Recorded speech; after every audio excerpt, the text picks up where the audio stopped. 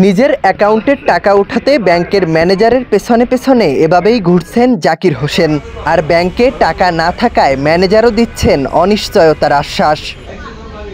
এ চিত্র আইসিবি ইসলামী ব্যাংক নয়াপল্টন শাখার। এনে 2,20,000 টাকা আছে আমার। তারা তো 1 মাস ধরে ঘুরাইতেছে, তাকেও অ্যাকাউন্টে মানে ব্যালেন্স নাই, টাকা নাই, ব্যাংকে টাকা নাই। ম্যানেজার বলতে একটু ধৈর্য ধরেন, দেখি কি করা যায়, আমরা চেষ্টায় আছি আপনাকে টাকা পয়সা দেওয়ার জন্য। শুধু জাকির হোসেন নয়, ব্যাংকের এই শাখাটিতে সকাল থেকে যতজন গ্রাহক এসেছেন তাদের কাউকেই কোনো টাকা দিতে পারেনি শাখাটি। প্যাসেঞ্জারের টাকা পাঠাইছে 4 লাখ, অন ব্যাংকে টাকা পাইতেছে। ওয়ালটন ফ্রিজ কিনে অনেকের মতো আপনিও হয়ে যেতে পারেন মিলেনিয়াল। সেরা পণ্যের সেরা অফার। এখানে অ্যাকাউন্ট করা ছিল, অ্যাকাউন্টে টাকা রাখা হয়েছিল।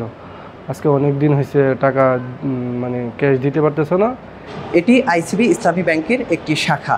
এই শাখাটি খোলা রয়েছে, পাশাপাশি রয়েছেন কর্মকর্তা কর্মচারীরা। তবে একটি ব্যাংকের যে মূল সম্পদ টাকা, সেই টাকা নেই এই শাখায়। গ্রাহকদের অভিযোগ, গত 1 মাস ধরে ব্যাংকে ঘোরাঘুরি করেও তুলতে পারছে না কোনো টাকা। ব্যাংক কর্তৃপক্ষ দিচ্ছেন মিথ্যে আশ্বাস। প্রতিদিন দৌড়াইতেছি ব্যাংকে, প্রতিদিনই আজকে কয় কালকে আহেন, কালকে কয় পরশু দিন আহেন, এইভাবে চলতেছি। ব্যাংক বলতে চাই দিমু, কাল দিমু। নিজের টাকা ফেরত না পাওয়ার আক্ষেপ প্রকাশ করেন গ্রাহকরা, জানান নিজেদের হতাশার কথা। আমার খারাপ লাগতেছে, নগদ টাকা উড়াইতে পারতেছি না, আমার টাকাটা তো খুব জরুরি দরকার ছিল। এখন দাবি এটা বাংলাদেশ ব্যাংকে সুষ্ঠুভাবে এটা তদন্ত করে এটা আমাদের যে গ্রাহকের টাকাগুলো ফেরত দেওয়ার জন্য আমরা দাবিদার জানাচ্ছি। তবে এ বিষয়ে ব্যাংকের শাখাগুলোর ম্যানেজাররা কথা বলতে অপারগতা স্বীকার করেন, বলেন হেড অফিসে যোগাযোগ করতে।